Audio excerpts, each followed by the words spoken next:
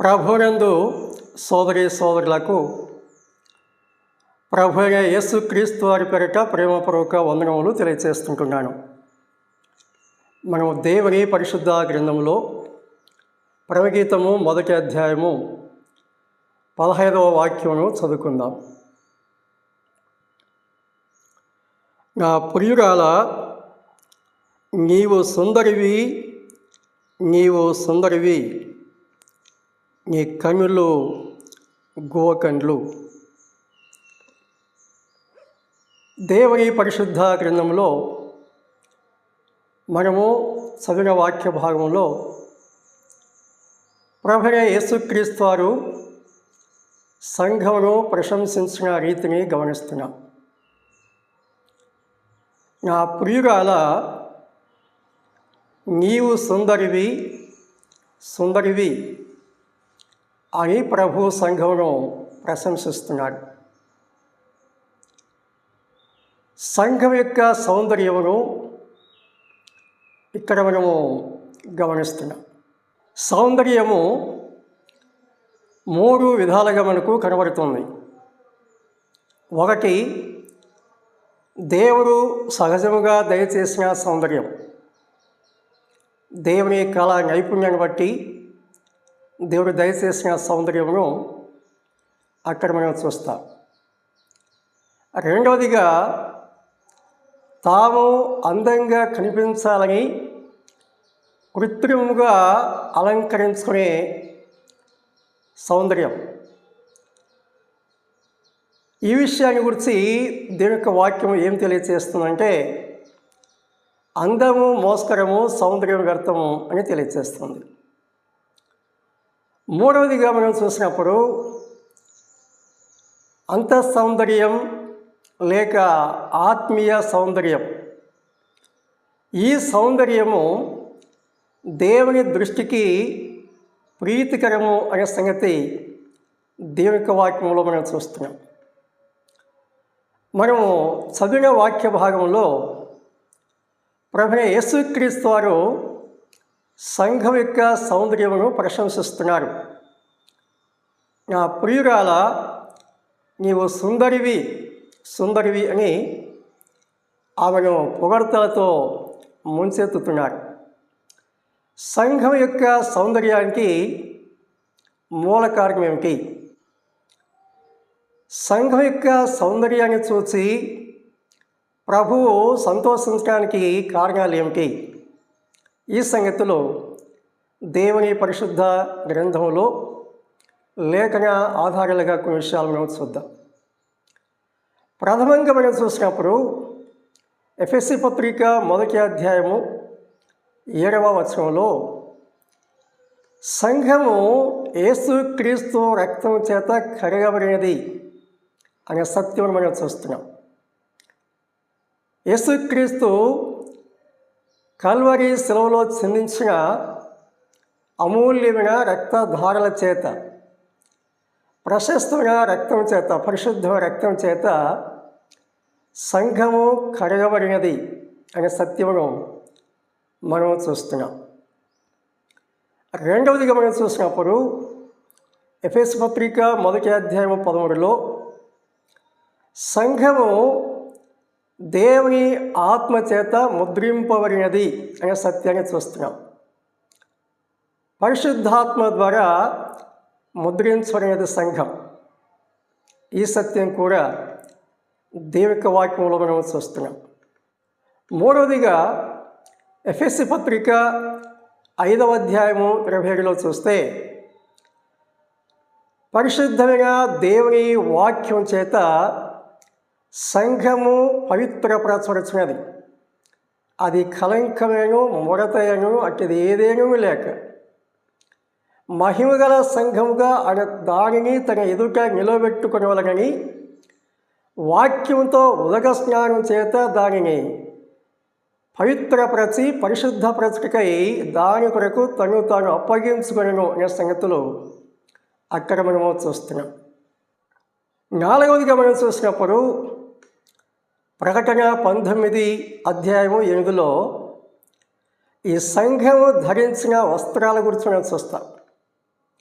ప్రకాశములను నిర్మలములునైన సన్నపు నార వస్త్రములతో ఆమె అలంకరించబడింది, లేక ఆ వస్త్రాలు ధరించుకున్నది అనే సంగతి అక్కడ మనం చూస్తాం.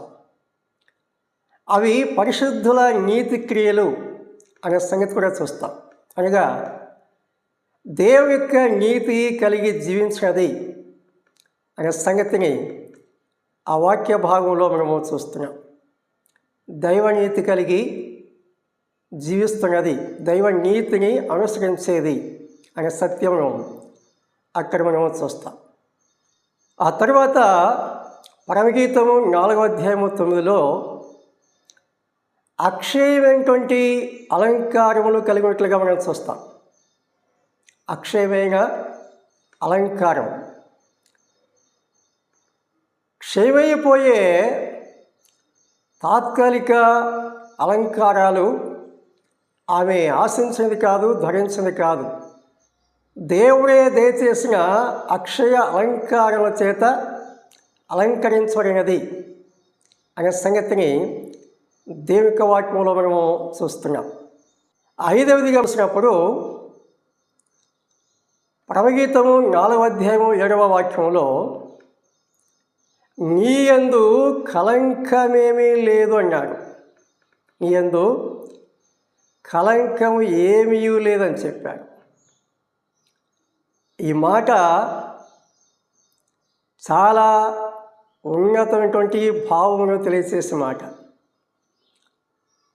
సంఘము దేవుని దృష్టికి ఎలా కనిపిస్తున్నది అంటే కళంకము లేనిదిగా కనిపిస్తున్నదట.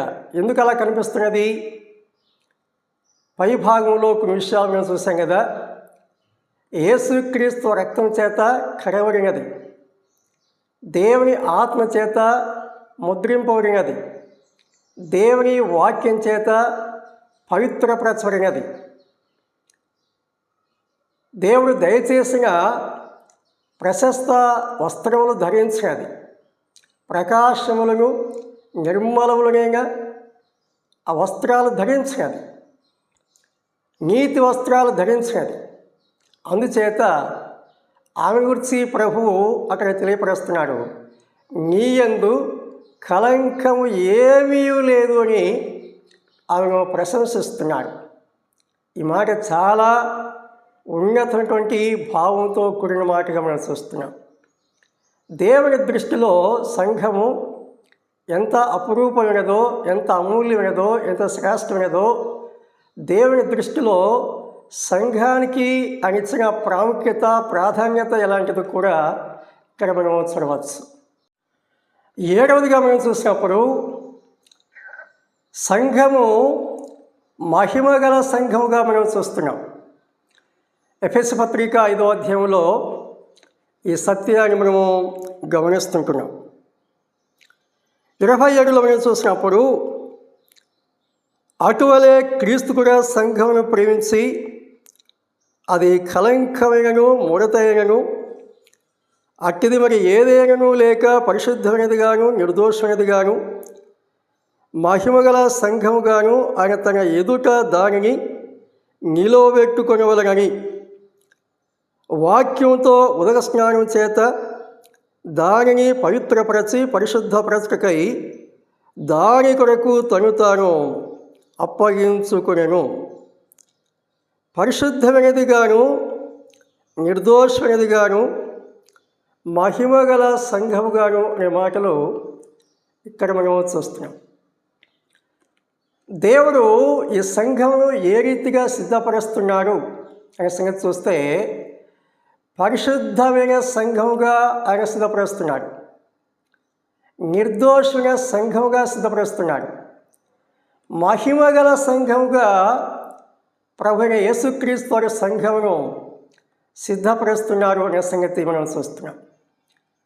ఈ సంఘమునకు ఈ అపురూపమైన ఆత్మ సంబంధమైన అక్షయమైన నిర్మలమైన మహిమాన్వితమైన నిత్యమైన సౌందర్యం ఇవ్వటానికి ప్రభువైన యేసుక్రీస్తు వారు తానును తాను అర్పించుకున్నారు అనే సత్యం దేవుని యొక్క వాక్యంలో మనం చూస్తున్నాం.